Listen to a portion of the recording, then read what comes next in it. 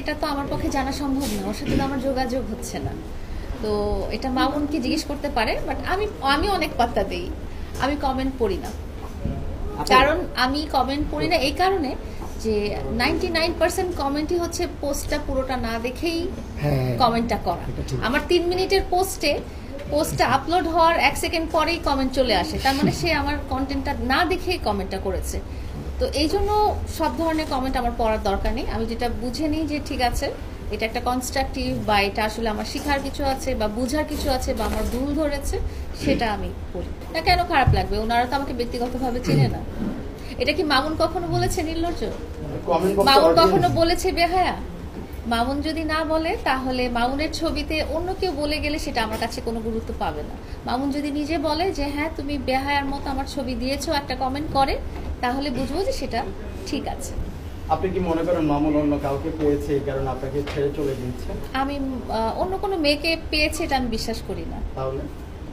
তাহলে আবার কি এটা? আচ্ছা, আপনি আমাকে জিজ্ঞেস করতে পারেন যে তুমি মামুনকে ছেড়ে চলে যাচ্ছ, বা সেই কারণটা আমি বলতে পারবো, কিন্তু মামুন কেন ছেড়ে চলে গেছে সেটা তো মামুন বলতে পারবে না। দীর্ঘদিন যেহেতু আপনারা একসাথে ছিলেন, দীর্ঘ 4 বছর, এই যে আমি বলেছি কোনো মেয়ের কারণে সে ছেড়ে যায়নি, এতটুকু বুঝতে পেরেছি।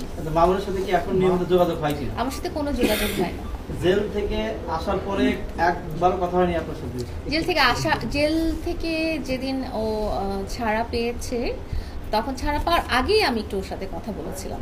তারপরে আর কথা হয়। আমি একটু যোগ করি, আপনি তো সংবাদ সম্মেলনে বলেছিলেন, একটা সংবাদ সম্মেলন করেছেন, সেখানে বলেছেন মামুন আপনার ঘরে ফিরে যাবে।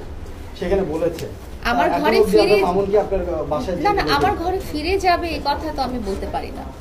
আমি বলেছি আমি আশা করতে পারি যে ও এটা আমার উইশফুল থিঙ্কিং, কিন্তু ও কি করবে না করবে এটা ওর উপরে ডিপেন্ড। আপনি তো ওনাকে মামুনকে অনেক টাকা পয়সা দিয়েছেন, অনেক এস্টাবলিশ করে দিয়েছেন। এটা কিন্তু আমি কোথাও বলিনি আমি টাকা পয়সা দিয়েছি অনেক। না আপনি বলেছেন। না, আমি কখনোই বলিনি আমি টাকা পয়সা দিয়েছি, এটা হয়তো মামুন বলেছে। বাড়ি করতে টাকা দিয়েছেন, তাকে বাইক কিনে দিয়েছেন, এটা আমি কখনো বলিনি। বিদেশে ঘুরতে নিয়ে গিয়েছেন, এগুলো আপনি বলেছেন। এগুলো হয়তো আপনি কোনো পোস্টে দেখেছেন, বাট কোনো সংবাদ সম্মেলনে বলিনি সাংবাদিকদের কাছে। না, সেই জায়গা থেকে এখন কি খারাপ লাগে এই যে একটা মানুষের জন্য, আমার প্রশ্নটা আপনি বুঝবেন, একটা মানুষের জন্য আপনি বিদেশে ঘুরতে নিয়ে গেলেন, এত টাকা খরচ করলেন, বাড়ি করে দিলেন, গাড়ি দিলেন, সে যে একটা মানুষকে আপনার কাছে থাকলো না, চলে গেল, যখন এগুলো আপনার মনে হয় তখন কি পরিমাণ খারাপ লাগে সেটি জানতে চাই। আচ্ছা, মামুনের জন্য খারাপ লাগাটা আমার এখনো লাগে, সারা জীবনই লাগবে।